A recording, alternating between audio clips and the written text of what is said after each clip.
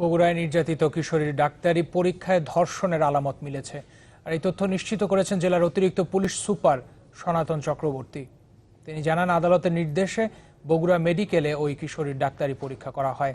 এরই মধ্যে এই পরীক্ষার প্রতিবেদন তদন্তকারী কর্মকর্তার হাতে পৌঁছেছে। মামলার প্রধান আসামি বহিষ্কৃত শ্রমিক লীগ নেতা তুফান, তার স্ত্রীর বড় বোন মার্জিয়া হাসান রুমকি এবং তুফানের সহযোগী মুন্নাকে দ্বিতীয় দফা রিমান্ড শেষে আজ ফের আদালতে তোলা হয়। এ সময় তারা জামিন আবেদন করেন, কিন্তু আদালত নামঞ্জুর করে তুফান ও কাউন্সিলর রুমকিকে দুদিনের রিমান্ড দেন।